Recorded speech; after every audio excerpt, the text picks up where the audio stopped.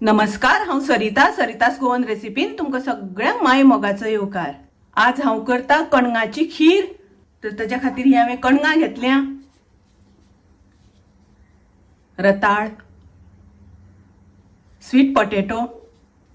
तरी हांवें sweet potato घेतल्या 3 आणि ती कणगां तासून ताचे अशे हांवें कुडके करून घेतल्यात, काप करून घेतल्यात अशी, आणि ती बरी धुल्या आणि आता तांकां हांवें उदकान घालून दवरल्या। उदकान घालून दवरली म्हणटकीर ती काळी पडनात, ताका लागून उदकान घालून दवरल्या। कणगांची खीर करपाक आमकां नाल्लाचो रोस लागतलो। हांवें हो एक मोठो नाल्ल कातून मिक्सरान वाटून ताचे रोस काढून घेतला। एक नाल्लाचो रोस, आणि रोस हांवें खूब दाट काडूना, मिडियम काडला। 1 वाटी गोड घेतला हांवें, तुमकां जितली गोड जाय त्या प्रमाणे तुम्ही कमी जास्त करात। आणि 2 चमचे हांवें तांदळाचें पीठ घेतला। तांदळाचें पीठ घातलें म्हणटकीर तातूंत मातशें आळेता, तर तांदळाच्या पिठाच्या जाग्यार तुम्ही बारीक रवो मातसो भाजून घेवन घातल्यार पसून जाता।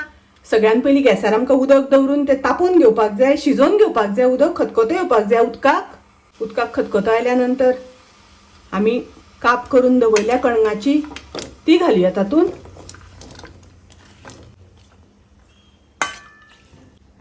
उदक खूब घालपाचें ना, कणगां बरोबर उदक दवरपाक जाय। तातून आमी घालुया चवी पुरतें मीठ, मिक्स करून घेवया आणि ताजें झाकण घालून 2-3 मिनटां शिजोवन घेवया। कणगां शिजपाक खूब वेळ लागना, कारण आमी कुडके केल्या तांचे, रोखडी शिजतात ती, आणि एकदम आमकां खूब शिजोवन घेवपाची ना, ताका लागून 2 मिनटां शिजयल्यार पुरो। आता पळया, कणगां आमची शिजली, बरी मोव जालात, शिजली, बरोबर शिजल्या। खूब शिजली जाल्यार ती मोडटात। तर आता हांव तातून घालता गोड,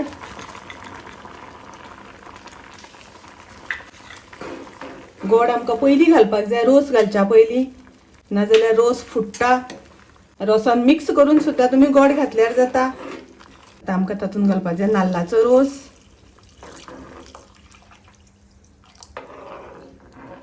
तातून हांव घालता अर्दो चमचो वेलचीची पावडर, आणि हांव तातून घालता अर्दो चमचो प्युअर घी, तूप घालता अर्दो चमचो। तुमकां जर तर तूप नाका जाल्यार घालिना जाल्यार जाता, पण तूप घातल्या नंतर नाल्लाच्या रोसाची खीर म्हणटकीर ताका एक चव वेगळीच येता, बरी लागता, चड रुचीक लागता। आता आमकां तातून घालपाक जाय तांदळाचें पीठ। तर तांदळाच्या पिठान हांवें थोडोसो नाल्लाचो रोस घालून अशी पातळ करून घेतल्या, नाजाल्यार ते गुळे गुळे जाता डायरेक्ट पीठ घातल्यार, म्हणून अशें पातळ करून घेतला। आणि आता ते आमी तातून मिक्स करूया, घालुया।